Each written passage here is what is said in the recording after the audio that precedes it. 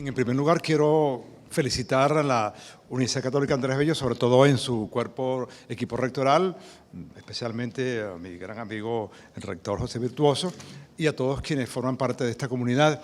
Cada celebración de un aniversario de una institución como esta es un triunfo de la civilidad, es un festival del conocimiento, y yo creo que es muy importante porque es un factor que nos permite a nosotros defender los espacios donde se cultiva el conocimiento.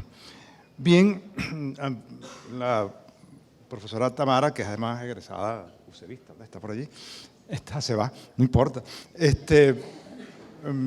me hizo recordar que antes de venir para acá nos detuvimos en la estación de servicio y entonces me dice, yo fui alumno suyo, pero no proseguí, no me pague, yo me equilibro con el de atrás. O sea, si un japonés ve eso, o un uruguayo, diría que ya me ocurrió con un uruguayo, me dijo, ¿cuánto paga usted? Le dije, no sé, como $1 algo así. Él casi da un estremecimiento. Bien, exactamente, es realmente impresionante, que es un regalo que nos hacen cuando nos dotan de gasolina a un automóvil. Bien, el miércoles pasado nosotros nos reunimos el Consejo Universitario todos los miércoles. Se presentó el presupuesto para el año 2020 y se nos anunció allí que de lo solicitado el Ejecutivo Nacional marca un récord histórico negativo. Nos otorgó el 9.8% de lo solicitado. Eso significa que será peor que este año. Este año el presupuesto de la universidad, que se otorga por la vía del presupuesto ordinario, se agotó en enero. O sea, el mes de enero se agotó todo el presupuesto de un año. Y el Ejecutivo Nacional toma la política de otorgar lo que llaman ellos los créditos adicionales, que están dirigidos, que están marcados para determinadas actividades, fundamentalmente para el pago de los gastos fijos, sobre todo del personal. Es decir, que de ese pequeño porcentaje que se nos otorga con base en lo solicitado, un 80% de lo que se nos otorga hay que dedicarlo a los gastos fijos, sobre todo gastos de personal y algo de funcionamiento. Es decir, queda muy poco para el desarrollo de las actividades de carácter académico. Eso ha provocado, en el caso de la Universidad Central de Venezuela, que vamos a cumplir 300 años en el 2021, y creo que lo vamos a cumplir con autoridades electas democráticamente, por lo menos estamos empeñados en eso. Bueno, muchas gracias. Estamos siendo firmes, pero muy sensatos en lo que tenemos que hacer, que no es fácil. Agradezco los aplausos y eso nos estimula a trabajar con la mayor inteligencia y racionalidad posible. Bien, en la Universidad Central de Venezuela es muy común que, por ejemplo, los estudiantes de la Escuela de Química de la Facultad de Ciencias hagan una manifestación para ir hasta el Ministerio de Educación Universitaria y solicitar los reactivos. Es muy común que los estudiantes de la Escuela Vargas de Medicina hayan hecho un acopio de esfuerzos para poder financiar las actividades normales de la Escuela de Medicina Vargas, e igual hacen sus equivalentes en la Escuela Racetti, que es la Escuela de Medicina que funciona en los predios en el campus universitario. Pudiéramos citar también cómo la Facultad de Veterinaria se tiene que vincular con el Colegio Veterinario para ver de qué manera las estaciones experimentales y los trabajos de campo se puedan llevar a cabo. Si eso no se hace en el conjunto de todas las escuelas y las facultades nuestras, es muy difícil que podamos seguir funcionando, por lo menos con suficiente seriedad y calidad para que no decaiga, obviamente, la producción de conocimiento.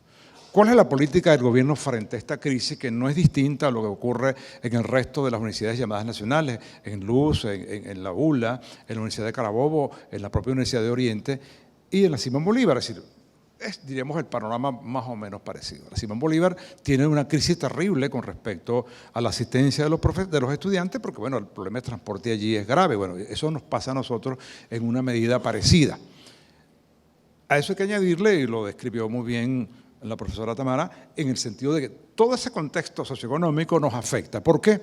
Porque eso influye para que se puedan trasladar los estudiantes, para que puedan tener satisfechas algunas necesidades elementales, igual los profesores, igual los empleados y obviamente también los obreros. Es decir, las condiciones socioeconómicas que vive el país en términos globales afecta el funcionamiento de las actividades académicas. Y lo afecta en lo esencial, es que mire, profesor, no puedo venir porque gasto mucho más viniendo que quedándome en la casa. Entonces uno tiene que hacer una especie de negociación con los empleados, con los obreros, para ver cómo nos alternamos en las idas y venidas, cómo concentrar para que los profesores no vayan todos los días. Bueno, de esa forma, sin duda alguna, que se afecta mucho el desarrollo de las actividades académicas y sobre todo de la investigación. El gobierno nos ha propuesto, y el rector virtuoso lo habrá oído mucho, porque yo siempre asisto al Consejo Nacional de Universidades porque me designan a mí. Dicen que tengo mejor carácter que mis compañeros del equipo rectoral.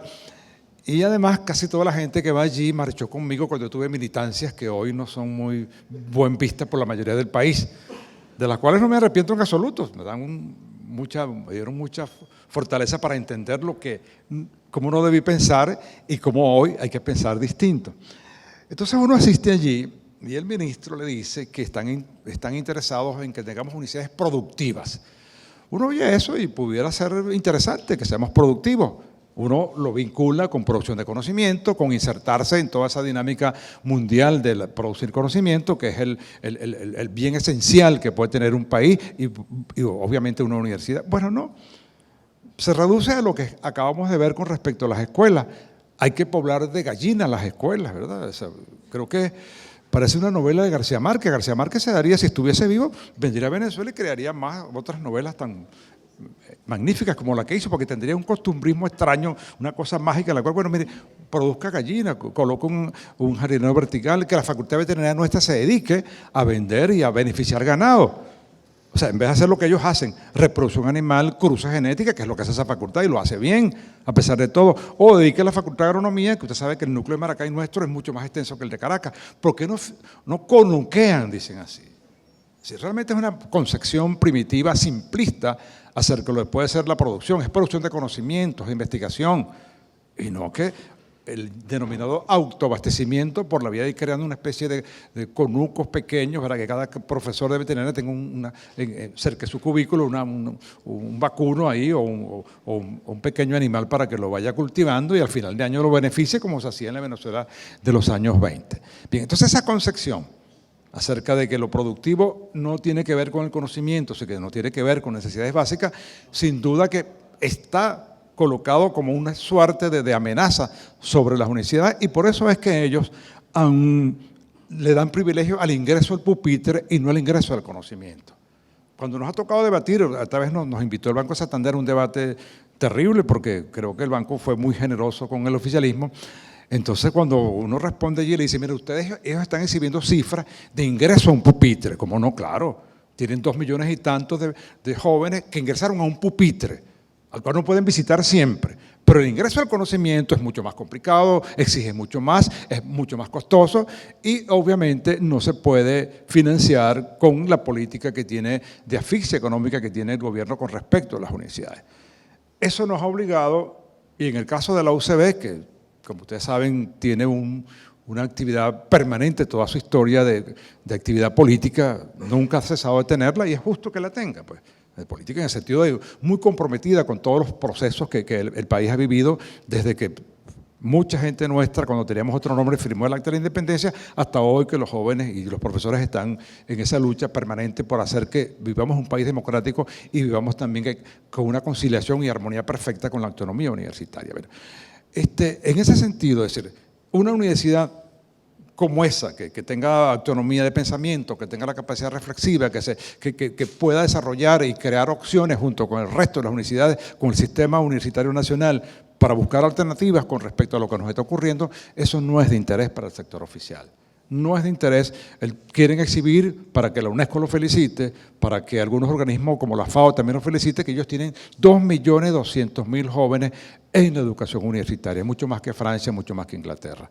Bueno, realmente esa cifra es mentirosa, esa cifra no refleja exactamente lo que está ocurriendo en Venezuela, que es imposible. Incluso de todos los jóvenes que nos asignan la OCSO, en esa pelea que tenemos terrible con ellos, que 100% lo asignan ellos y no hemos logrado someternos. Estudiar sociología, es de ingeniería, los ingenieros son así, pero cuando uno estudia sociología la cosa se le complica.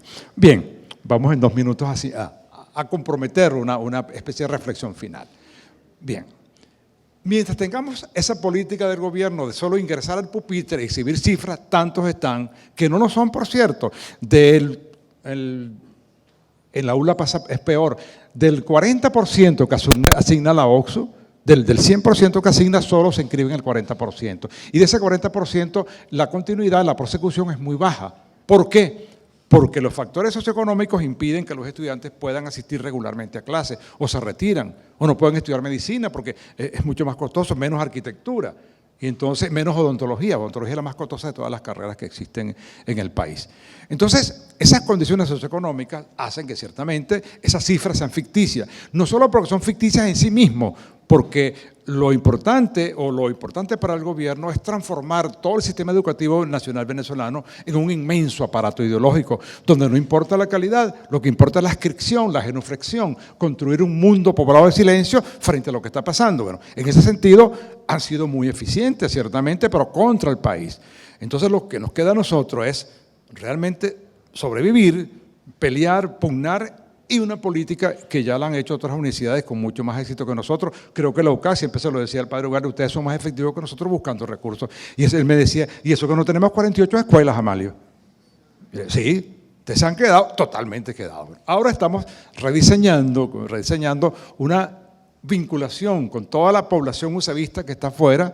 En la metropolitana ahí eso es algo muy importante, lo hizo Charisker hace poco en España y lo está haciendo en Miami. Bueno, nosotros estamos comenzando con esa política para intentar crear que el espacio de la UCB no sea los predios del núcleo de Maracay y del campus de Caracas, sino sea todo ese grupo de profesores, de egresados que están en el exterior. Y también estamos en conversaciones muy serias también con organismos internacionales con el fin de poder nosotros tener formas de fortalecimiento con respecto al presupuesto universitario que no dependan tanto del gobierno. Sin embargo, es una actividad quijotesca, es una actividad muy dura, que exige mucho y no tenemos la experiencia como tienen otras universidades, pero ahí estamos aprendiendo. Creo que yo les puedo decir finalmente que nosotros somos impermeables al desaliento, que vamos a continuar luchando y que la UCB, igual que el resto de las universidades del país, va a seguir perviviendo con una educación de calidad, con ingreso al conocimiento, no ingreso al pupitre. Muchas gracias.